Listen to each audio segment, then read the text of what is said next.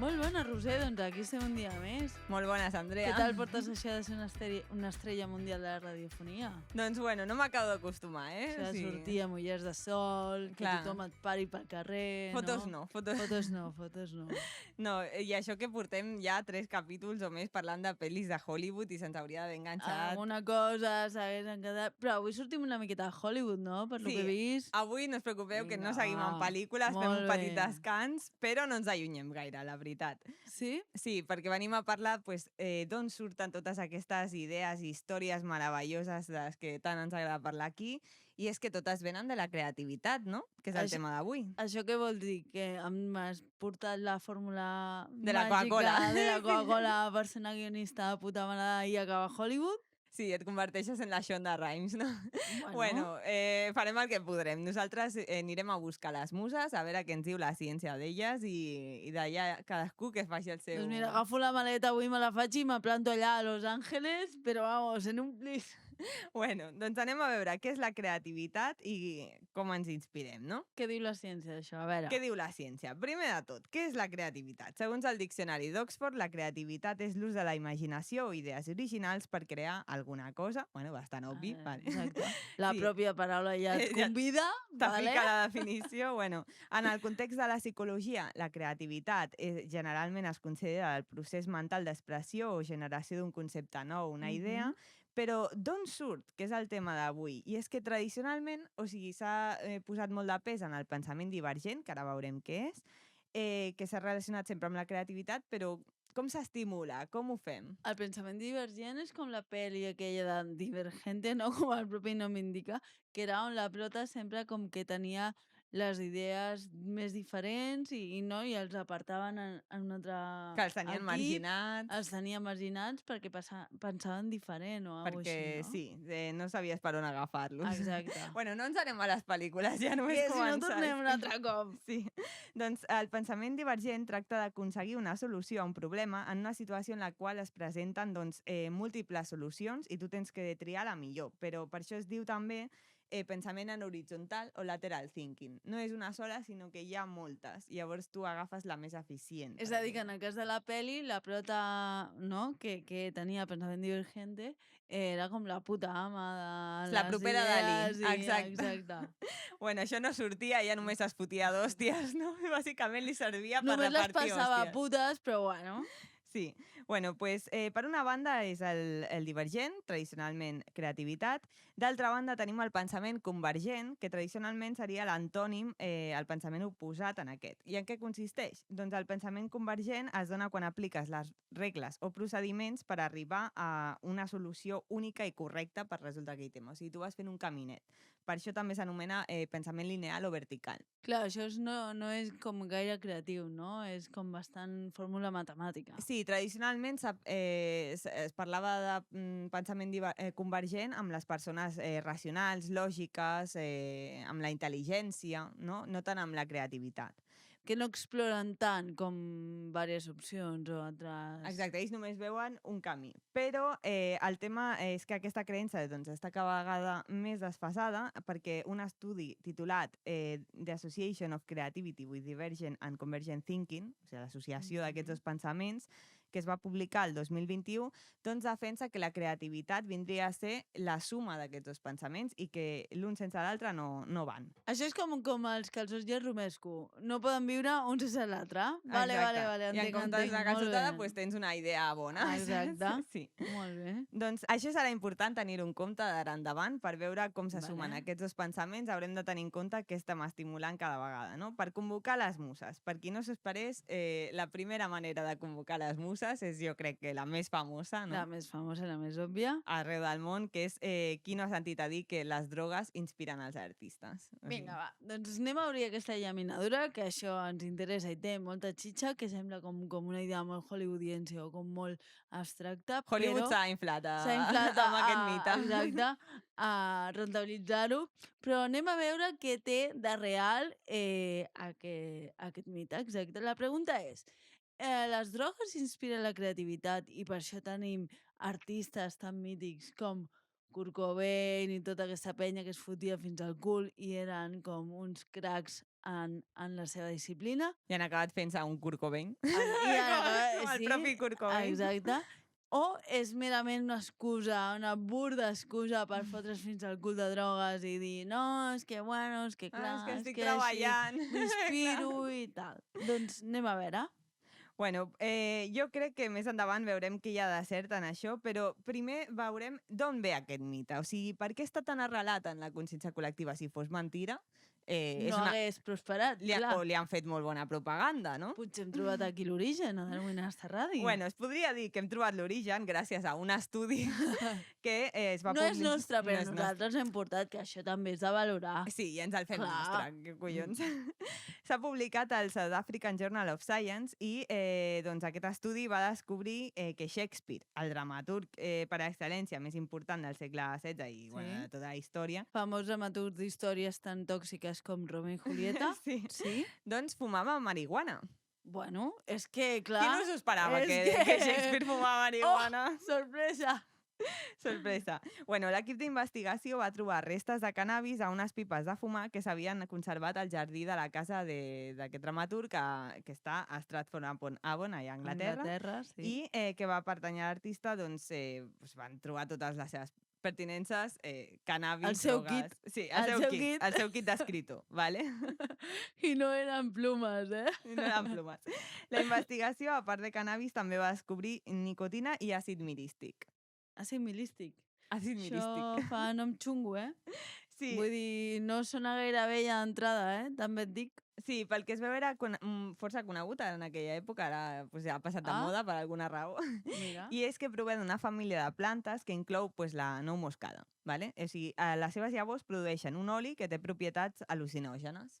I aquest oli, per ser una miqueta empíriques i científiques, ja que és un podcast de ciència, aquest oli on es pot comprar? Clar. És per un col·lega, és que clar, vull dir, aquí si ens informem. Apologia de les drogues aquí No. Aquí no farem mai apologia de les drogues, ja sabem que són dolentes, que no ens hem de drogar, en principi, vull dir, això és perjudicial per la salut, quasi tant com el capitalisme o el treball assalariat, també hem de dir, però bueno, tornant a Shakespeare, com es sabia que es fumava tot allò? Clar, perquè li troben a la seva casa, però bueno, a més amb els segles que han passat. És com el que li deies a ta mare quan eres jove, no, és que és d'un col·lega. Clar. Com sabien que no era d'un col·lega? Doncs tothom sap que als artistes els encanta parlar del que es col·loquen. O sigui, això és un fet, no? Però no ho poden evitar, és que la mínima que es col·loquen ho diuen. No recordo cap personatge shakespearià que s'estigués fumant un canelo. No, però al llarg de les seves obres... Això sí que ho veurem. Els investigadors han anat traient sonets que parlaven de la marihuana i el que han fet és que al final deien sí, han certificat que Shakespeare i la marihuana tenien una relació. Doncs veia currades van pagar, perquè tenint en compte que aquest senyor és el millor dramaturg de la seva generació i posterior. I posterior, i molt posterior. Estem parlant del segle XVI-XVII, vull dir, ja té mèrit, Doncs sí, van fer una investigació a full. Van fer proves químiques, proves líriques i van treure allà. I aleshores com funciona? És veritat que la marihuana augmenta la creativitat? És una invenció? Segueix sent un mite? Ja sabem que aquesta investigació ha situat en el segle XVI-XVII en l'àmbit artístic que es fumava marihuana ja en el món de l'artisteo, i el que anem a veure és si és cert que ja ara que tenim proves científiques la ciència ha avançat una miqueta, Ara que no fumem per fumar, ara que només fumem per qüestions empíriques, doncs anem a veure si se sosté avui a dia aquest mite. La cosa és que, començarem amb la marihuana perquè sabem que era la preferida de Shakespeare i perquè és legal a molts països. Llavors, si surt que sí, que augmenta la creativitat, doncs tampoc estem fent apologia de l'heroïna. No, aquí sempre en pro de la ciència. Clar. El titular serà: consumir marihuana pot augmentar la creativitat a través del pensament divergent. Vale, ens quedem amb aquest titular. Però bueno, no és del tot cert. Ara veurem per què. O sigui, no us heu de quedar amb el titular. T'anava a dir, jo que pensava que ja t'anava a dir, bueno, doncs ja ho tenim, ja podem marxar, gràcies, fins una altra, adeu. No, serà molt més complicat que això, però ho resumirem. D'aquí no marxem fins l'any que ve, ja veuràs. No, segons un estudi de 2012 va demostrar que la marihuana pot augmentar la fluïdesa verbal, que és un signe de pensament divergent i per això es pot dir que augmenta el pensament divergent i que en part pues, augmentaria Que la és creativitat. curiós perquè una persona contra més fumada va, pitjor parla. Ja, tampoc, a mi també em va sorprendre. Vull dir, bueno, però bueno, si Bueno, si ho ho diu tenen tan l'estudi, clar, clar. tenen tan clar, vale.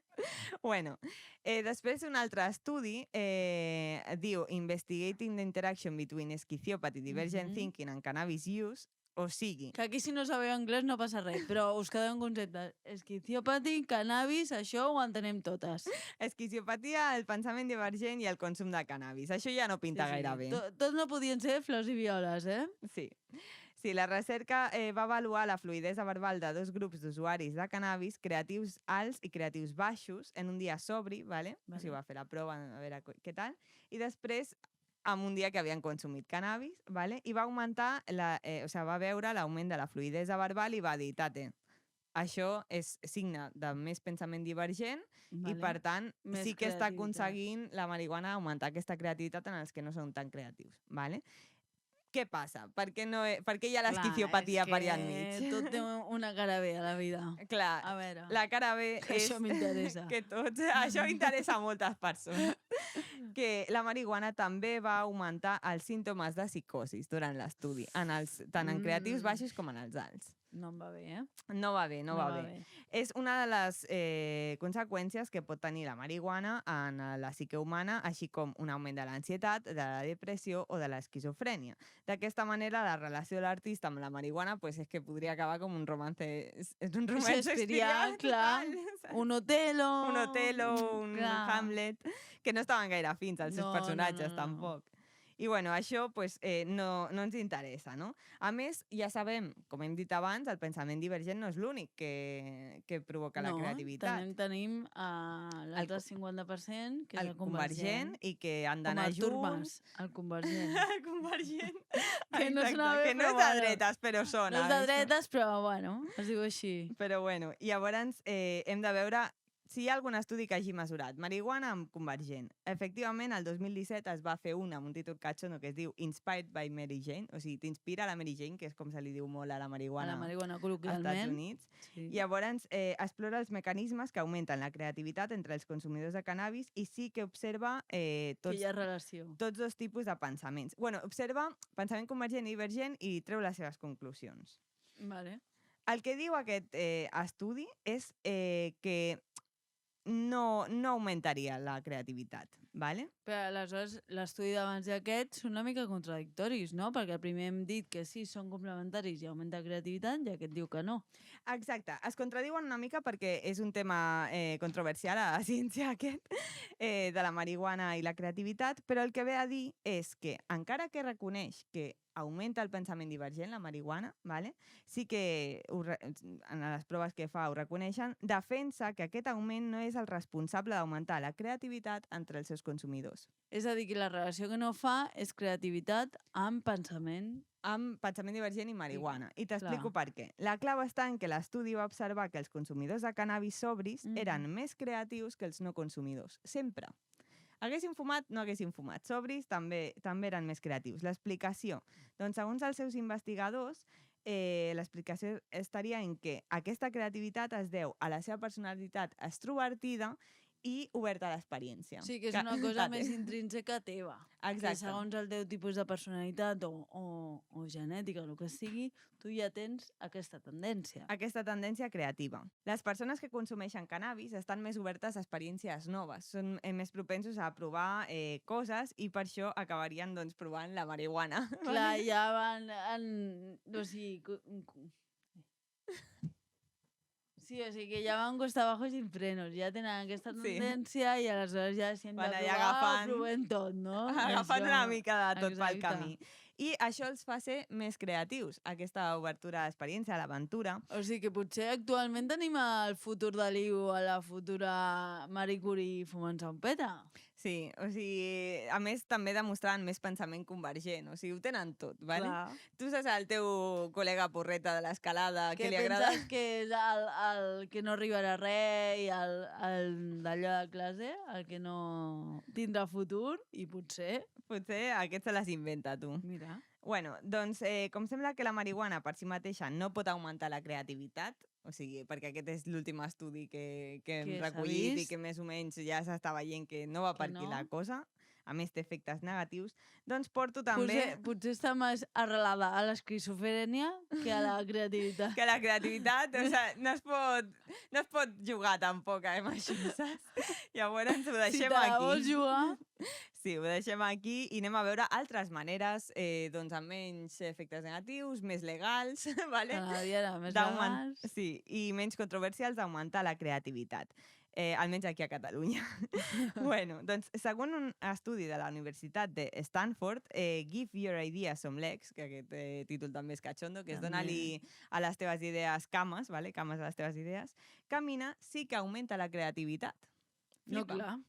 No, clar. No, clar, no et fots. Per això tenim sempre tots els iaios aquí al barri amb la Rambla ocupada, tota plena cap amunt i cap avall. Tot el dia caminant. Estan creant. Estan la estan amb seva les idea. idees allà. Doncs sí, segons una prova realitzada sobre tots dos pensaments, vale, aquest estudi va dictaminar que el 81% dels caminants Uau. van augmentar la seva creativitat després de la caminada. Segons una prova realitzada també sobre el pensament convergent, només un 23% dels caminants van augmentar aquest tipus de pensament. O sigui, 81 pensament divergent, 23 convergent. Bueno, És però... que convergent mai va bé, eh? Mai va bé. Jo ja ho dic. El convergent. Alguna manera hi haurà d'augmentar el pensament convergent. Sí, tu, no o sé, sigui. me l'has portat avui o què? No. Ah, no hem fet els deures, eh? Ja la buscarem. Jo crec que és fer sudokus, però no ho puc Però- afirmar. Això que deies de caminar en qualsevol hora del dia, en qualsevol lloc, en qualsevol manera? Doncs no. Segons l'estudi, només caminant exterior es van obtenir aquests resultats del 81%, perquè en cintes de córrer i tal, els resultats no van anar tan És bé. a dir, que no val comprar-te la cinta de córrer i caminar en pijama I a casa. caminar non-stop allà mentre val, penses. No, hauria de ser a fora. I d'aquesta manera pues, l'estudi defensa pues, que caminar, a més d'augmentar la teva salut física, pues, també et pot ajudar a ser més A la creatiu. creativitat. Molt Sí. bé.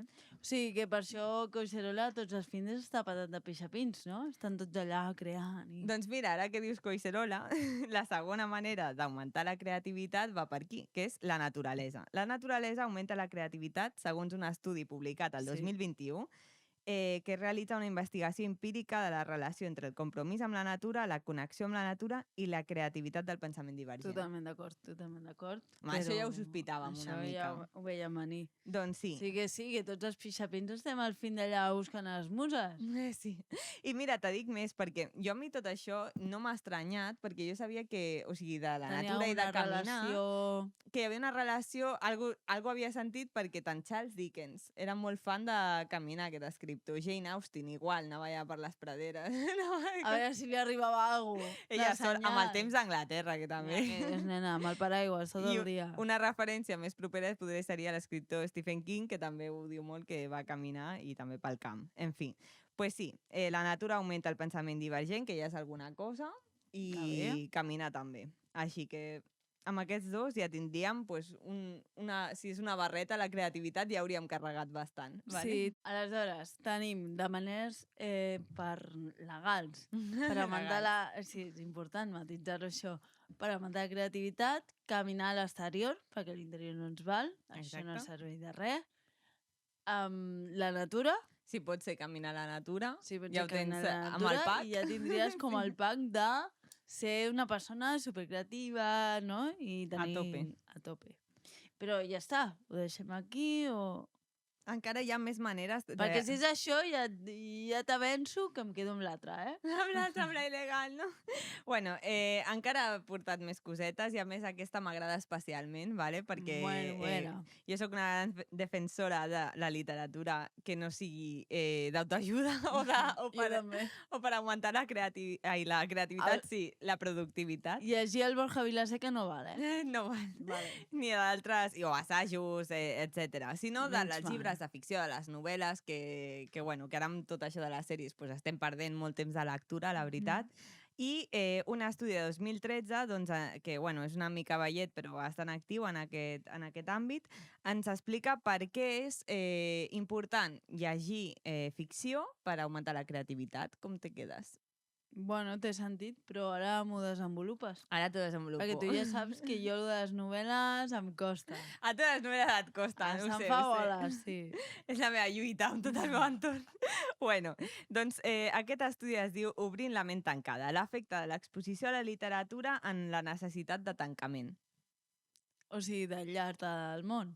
No, podria ser, no? De tancament. De tancament, de tancar-te tu Tancant les a llegir. portes. No, home, no de tancament físic, de tancar-te tu mentalment. No, sinó que fa més referència a l'efecte d'exposició de la literatura en la necessitat que tenim a vegades de veure les històries tancades, d'arribar a una conclusió concreta que ens digui així és així, com faria un llibre d'assaig, d'història, una tesi, una biografia exacta, en què te diu, pues això acaba així per aquesta cosa, no? I te dona una conclusió clara i coherent amb tot el que... Perquè la puguis absorbir i assimilar, no? Assimilar i aprendre alguna cosa. Doncs no, la psicòloga Majad Jikic lidera una investigació que conclou que les persones que acaben de llegir un conte curt tenen menys necessitat del que els psicòlegs anomenen tancament cognitiu.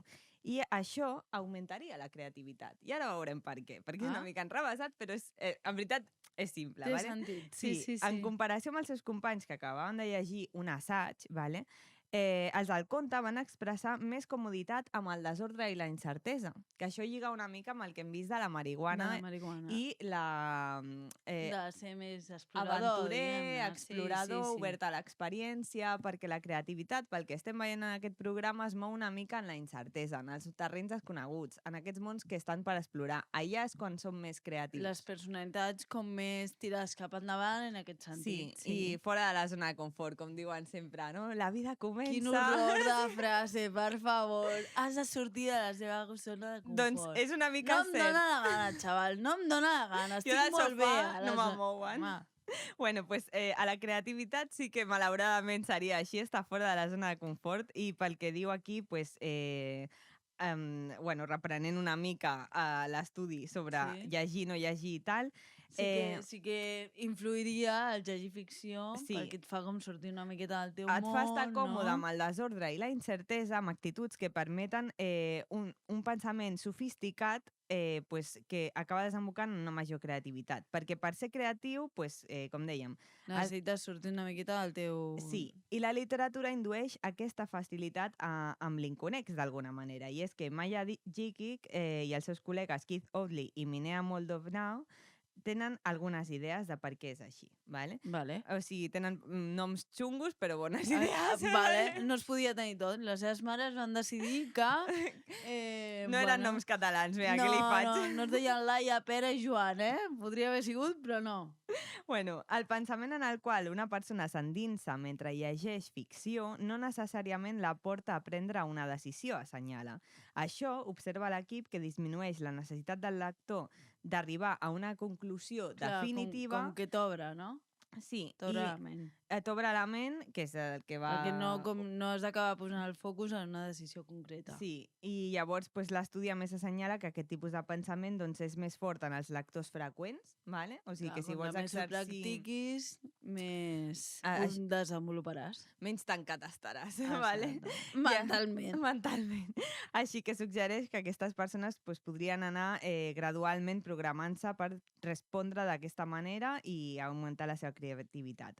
Estaríem fent un obriment de la ment gradual, llibre a llibre, i ojo, perquè no compten, com hem dit abans, els llibres històrics, ni polítics, ni feministes. Home, ja m'has tirat quasi tota la meva biblioteca a terra. A terra, i t'he col·locat un llibre de ficció cada mes. Algun en tinc. Sí, i bueno, ja sabem que aquesta seria una manera, però encara no hem acabat. No hem acabat encara. Bueno, o sigui que tenim... Caminar exterior, natura, llegir ficció... Llegir ficció i la següent seria dutxar-se. seria dutxar-se. Ah, que és en sèrio? Ah, és en sèrio, és en sèrio. O En sigui... sèrio? Sí, segons un estudi que està per aquí, del O sigui, 2000... ser un guarro no te fa creatiu. No te fa creatiu. La porqueria no t'aporta El sabó creativitat. sí. Sí.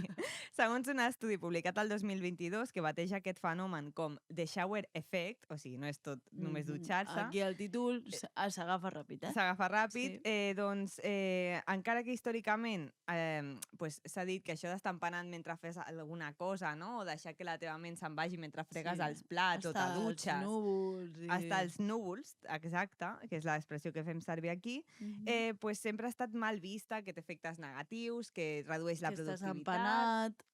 que et fa més infeliç, inclús, hi ha alguns estudis, no? I llavors aquests diuen a l'estudi de 2022 que no, que te fa més creatiu i ara veurem per què. Pum!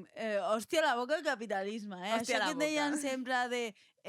no, perquè no et quedis com a les musaranyes, musaranyes i tal, perquè Déu no vulgui Mindfulness, estigues atent mentre te rentes les dents. Ostres, sí, superconscient de cada moment de la teva vida i així produiràs més i tal, doncs toma, bum! Pum, s'ha d'estar A tota empanat. la cara. S'ha d'estar empanat, perquè la cosa és que són les estones que la teva ment aprofita mentre te dutxes, etc per lligar i deslligar nusos mentals que et portaran a una solució creativa a un problema que t'havies plantejat doncs, potser a la feina, en el teu dia a dia. Vale? En un moment on no pots com dedicar-li temps a aquest pensament o no... O que passa ràpid, que Clar. busques una solució ràpidament, però després, al llarg del dia, en aquestes estones d'emparamenta, pues, és quan te venen les bones idees. Això es veu molt a la psicologia perquè es diu que quan tens un moment d'estrès o tens ansietat i tal, no pots ser resolutiu. I quan estàs a la maceta, que se'n diu quan ja estàs bé i tal,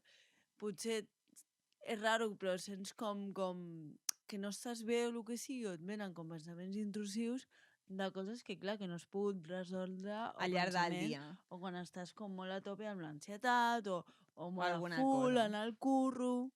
Doncs sí, són aquestes estones que hem d'aprofitar per deslligar nusos mentals, com diu aquí, i l'efecte aquest es diria de shower effect, però és això, te pot agafar també rentant els plats, fregant la casa o fent alguna cosa que no requereixi tota la teva atenció. Clar, això com deia el còmic Ignatius, no? Que potser avorrir-se és lo revolucionari.